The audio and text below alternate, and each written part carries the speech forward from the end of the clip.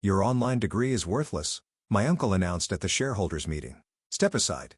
I calmly pulled out my patent documents and said, without this your company is worth nothing. The room went silent. The look on Uncle Richard's face was worth every sleepless night, every mocking comment, every moment of doubt I'd endured over the past 5 years. But let me start from the beginning. My name is James Sullivan, and I never took the traditional path. While my cousins went to prestigious universities, I worked full-time at our family's pharmaceutical manufacturing company, Sullivan Pharmaceuticals, taking online classes at night. Not because I couldn't get into a real college, I had been accepted to several, but because I saw something they didn't. The future of pharmaceutical manufacturing wasn't in the old methods my uncle clung to. It was in automation, in artificial intelligence, in systems that could adapt and learn. But to build that future, I needed to understand both the science and the practical reality of our industry. Another late night with your digital diploma, Mill. Uncle Richard would smirk whenever he caught me studying in my small office at the plant. He'd inherited control of the company when my father, his younger brother, died unexpectedly 6 years ago. My 10% ownership stake, left to me by Dad, was treated as a mere courtesy. The future is changing, Uncle Richard, I'd reply, not looking up from my advanced robotics textbook. We need to change with it. He'd laugh, that condescending chuckle that echoed through the boardroom whenever I tried to suggest improvements.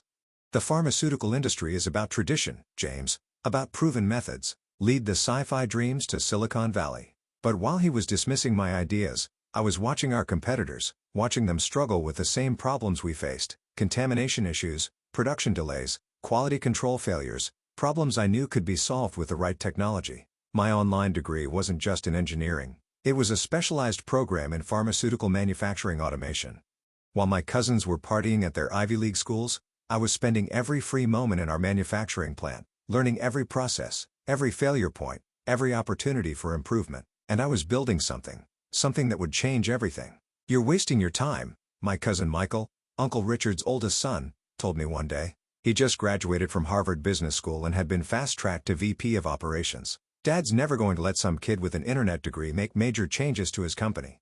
His company, that's how they all thought of it. They'd forgotten that my father had been the one to modernize Sullivan Pharmaceuticals in the first place, taking it from a small local operation to a regional powerhouse. They'd forgotten that his stake, my stake now, had been earned through innovation, not inheritance. But I hadn't forgotten, and I hadn't been wasting my time. For 3 years, I worked on my project in secret. During day shifts, I was just another mid-level employee, running quality control tests and maintaining equipment. But at night, in a small lab I'd set up in my apartment, I was building the future. I called it the Adaptive Manufacturing Intelligence System, AMIS for short. It was more than just an automation system. It was an AI-driven platform that could monitor, adjust, and optimize pharmaceutical manufacturing processes in real time. It could predict equipment failures before they happened, adjust formulations for maximum efficiency, and ensure quality control standards that far exceeded FDA requirements. The patent application was filed under my name personally, not the company's. Uncle Richard's dismissal of my hobby meant he never asked me to sign an intellectual property agreement for my after-hours work. His arrogance would prove to be his biggest mistake. I finished my degree the same week I received notice that my patent had been approved. The timing couldn't have been better. Sullivan Pharmaceuticals was in trouble. Our largest competitor had just launched a new automated manufacturing nervous investors with promises of watching him try to calm the nervous investors with promises of cost-cutting measures and efficiency improvements. We're implementing new standard operating procedures, he assured them, shooting a warning glance at Michael, who was squirming in his seat. What the shareholders didn't know was that 3 batches had failed quality control that week alone. At this rate, we lose our FDA certification within months. Perhaps, I spoke up, my voice carrying across the suddenly silent room. We should discuss alternative solutions. Uncle Richard's face darkened. This isn't the time for your theories, James. The adults are talking. I stood straightening my tie. The same tie Dad had worn to his first board meeting. Actually, Uncle Richard, this is exactly the time. Especially given the failed batches you're trying to hide from the shareholders. The room erupted in concerned murmurs. Michael half rose from his seat, but Uncle Richard waved him down. Your online degree is worthless, he announced, trying to regain control of the room. Step aside and let real businessmen handle this. I smiled, feeling the weight of the documents in my briefcase. Dad had always told me timing was everything in business. He was right. Without this, I said calmly, pulling out my patent documents, your company is worth nothing. The room went silent. What are you talking about? Uncle Richard demanded, but I could see the fear creeping into his eyes. I opened my laptop, connecting it to the presentation screen. Let me show you the future of pharmaceutical manufacturing. The future I've spent the last 3 years building while you were busy mocking my education. As Amos came to life on the screen, I caught a glimpse of my reflection in the darkened window. I saw Dad there in my stance, in my determination. He'd always believed in me, always supported my unconventional path. Now it was time to show who and why. The shareholders leaned forward as I began my presentation, their eyes widening as they realized what I'd created. Uncle Richard sank into his chair, his face pale, as the full implications of my patent became clear. Sometimes the best revenge isn't improving others wrong. It's improving yourself right.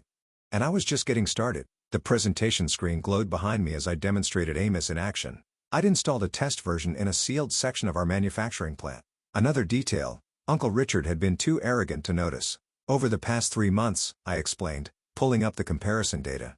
This system has run parallel to our current production line. The results speak for themselves. The numbers flashed across the screen. 45% reduction in production costs. 98% decrease in quality control failures. Real-time adaptation to manufacturing variables that had plagued the industry for decades. Impossible, Michael blurted out. Those numbers can't be real. I smiled, clicking to the next slide. The FDA certification team visited last week. Would you like to see their preliminary report? Uncle Richard's face had turned an interesting shade of purple. You had no authority to install experimental systems in our facility. This is a violation of actually, I interrupted. I had full authority. Check my employee contract. As quality control supervisor, I'm empowered to test new quality assurance methods. Everything was done by the book. I turned to the shareholders. What you're seeing isn't just an improvement. It's a revolution in pharmaceutical manufacturing. And the patent? I held up the documents. It's already being called the most significant innovation in the industry in 20 years. The room erupted in excited chatter. I could see dollar signs in the investors' eyes as they grasped the implications. Our competitors would pay billions for this technology. One shareholder called out. They already have, I replied calmly. I received offers from 3 major pharmaceutical companies this morning. They're quite interested in the fact that Sullivan Pharmaceuticals doesn't own the patent rights. Uncle Richard stood up so quickly his chair toppled backward. This is outrageous. You developed this while working for us. The company owns nothing. I cut in. I developed this on my own time with my own resources. The patent is registered to me personally. Your repeated insistence that my work was worthless and unofficial meant you never had me sign an IP agreement, a fact my lawyers thoroughly documented. I clicked to the final slide, a sales projection showing Sullivan Pharmaceuticals' future with and without aid in IS. The contrast was stark. Without this system, we'll lose FDA certification within 6 months. Our competitors' automated systems have made our current methods obsolete. With ANIs, I gestured to the upward climbing graph, we become the industry leader in pharmaceutical manufacturing technology. The boardroom doors opened and 3 people walked in. Uncle Richard's face went from purple to ash white as he recognized them. Allow me to introduce David Chin from Merck, Sarah Williams from Pfizer, and Thomas Rodriguez from Johnson & Johnson, I said pleasantly. They've each expressed strong interest in acquiring my patent.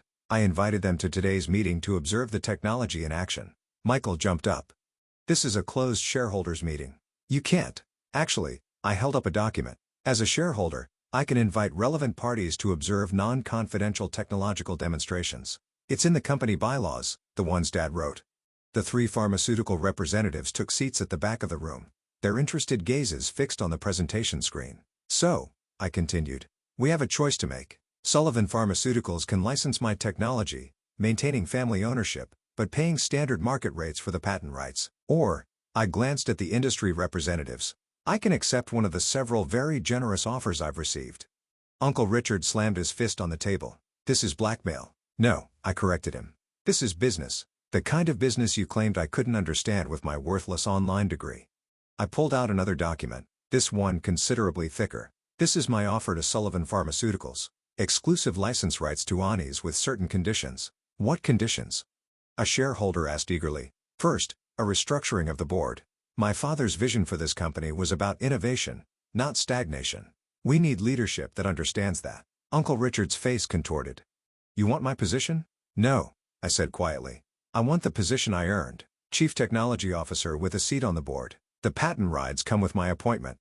The room was silent as the implications sank in. Without my technology, Sullivan Pharmaceuticals would fail within months. With it, we dominate the market. And if we refuse? Michael asked, his Harvard confidence cracking.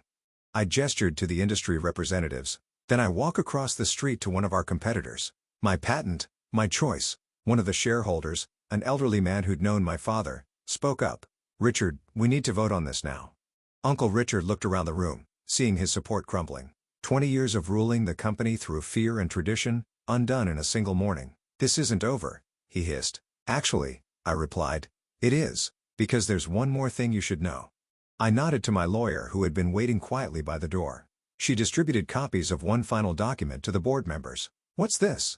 Uncle Richard demanded, scanning the pages. The results of the internal audit I commissioned 3 months ago. It seems there have been some irregularities in the company's recent FDA compliance reports, irregularities that coincide with Michael's appointment as VP of Operations. Michael went pale. Uncle Richard started to speak, but I held up my hand. The full report has already been submitted to the relevant authorities. So you have a choice, Uncle Richard.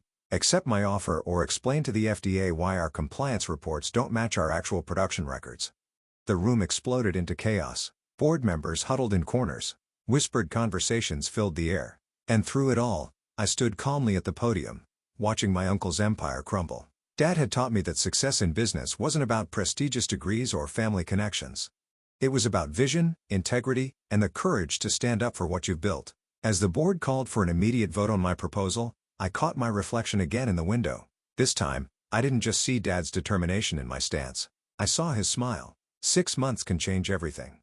I stood in my new office, my father's old office, looking out over the manufacturing floor. Below, ANMIS hummed quietly, its adaptive systems orchestrating a perfect dance of automation and precision.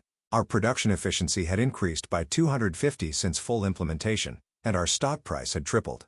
The door opened, and Maria Rodriguez, our new VP of Operations, entered with the latest performance reports. The FDA inspectors just left, she announced, grinning. They're calling us the new gold standard in pharmaceutical manufacturing. They want to use our facility as a model for updated industry regulations. I nodded, remembering Uncle Richard's dire predictions about how my experimental system would destroy the company's reputation. He'd been wrong about that, just as he'd been wrong about so many things. The aftermath of that shareholders meeting had been swift and decisive. The board had voted unanimously to accept my proposal, though not just because of the patent. The FDA compliance irregularities had been worse than even I'd suspected. Michael had been cooking the books for months, hiding quality control failures to protect his position. When the full investigation concluded, he faced criminal charges. Uncle Richard had been forced to resign to avoid being implicated in the cover-up. Have you seen today's Wall Street Journal? Maria asked, handing me the paper. The headline read, Sullivan Pharmaceuticals leads industry revolution. Stock soars on innovative AI manufacturing system. Below was a smaller headline. Former CEO Richard Sullivan faces SEC investigation in separate venture. I set the paper aside. Uncle Richard's downfall wasn't my concern anymore. I had bigger things to focus on, like the research center I'd established in my father's name, offering scholarships to online students developing innovative pharmaceutical technologies, or the mentorship program helping employees earn degrees while working just as I had. My phone buzzed, a message from Dr. Sarah Chen at MIT. Her team wanted to collaborate on expanding NAS capabilities into biotechnology manufacturing. 5 years ago, someone with my worthless online degree wouldn't have gotten a response from MIT. Now they were calling me. A knock at the door interrupted my thoughts. To my surprise, it was Aunt Helen, Uncle Richard's wife. James, she said softly. Do you have a moment? I gestured to the chair across from my desk. She sat looking uncomfortable in the office where her husband had once reigned. I wanted to thank you, she began, for what you did for Tommy. Tommy was my youngest cousin, Uncle Richard's second son. Unlike Michael, he'd never fit the mold of the privileged executive. He'd been quietly taking online engineering courses, hiding his studies from his father just as I had. After the shakeup, I'd found his application in the HR system rejected on Uncle Richard's orders. Now he was thriving in our technical division, his worthless online degree proving just as valuable as mine had. Tommy earned his position, I replied, just like everyone else here. Aunt Helen nodded, tears in her eyes. Richard was wrong about so many things. About you, about education, about how to run this company. She paused. Your father would be proud. Would he? I looked around the office at the changes I'd made. The old mahogany furniture had been replaced with modern workstations. The walls of family photos now shared space with technical diagrams and real-time manufacturing displays. But his most important lessons remained: integrity, innovation, and the courage to forge your own path. My computer chimed, an alert from AMACE. The system had automatically detected and corrected a minor variation in one of our production lines, maintaining perfect quality without human intervention. Another small miracle that my internet degree had helped create. How's Uncle Richard doing? I asked, though I already knew. The industry newsletters kept track of his attempts to start over, each one failing as investors remembered the FDA scandal. He's adjusting, Aunt Helen said carefully. The SEC investigation has been difficult, but maybe it's what he needed. He's finally realizing that the world has changed. Indeed, it had. Sullivan Pharmaceuticals had transformed from a traditional manufacturing company into a technology leader. Our market cap had grown from $50 million to over $2 billion in 6 months. Competitors who had once dismissed us were now licensing our technology. And it had all started with an online degree and a dream that wouldn't die. My assistant buzzed in. The quarterly board meeting was about to start. Aunt Helen stood to leave. James, she said at the door, I heard about the scholarship program you started. The one for online students. I nodded. Richard saw it too. He didn't say anything, but I think he finally understands what he failed to see before. After she left, I walked down to the manufacturing floor. The employees no longer stopped working when the boss appeared. They were too engrossed in their tasks, too proud of their contributions to this new era of pharmaceutical manufacturing. Tommy was at his station, fine-tuning one of Anisa's sensor arrays. His online degree in robotics engineering hummed proudly on the wall of his workspace, just like mine did in the office upstairs. How's the calibration going? I asked. He grinned, gesturing to his screen.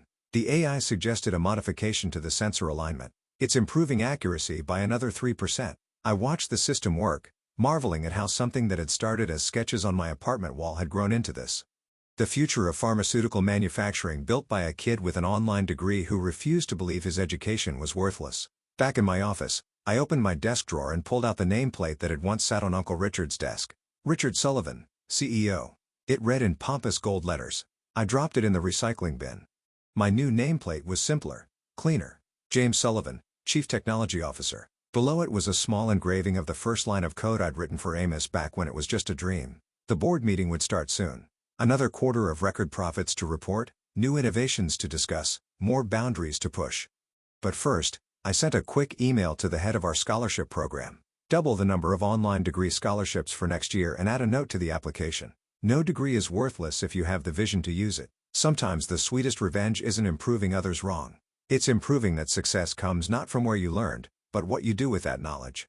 And sometimes, a worthless degree becomes priceless when combined with determination, integrity, and the courage to change an industry. Uncle Richard had been right about one thing. Tradition was important in the pharmaceutical industry, but he'd forgotten that every tradition started with someone willing to try something new. As I headed to the board meeting, I passed the company's mission statement, newly updated after my takeover. Sullivan Pharmaceuticals, where innovation meets integrity. Below it, in smaller letters, was my father's favorite quote, "Education is never worthless. Vision is priceless." He'd been right all along.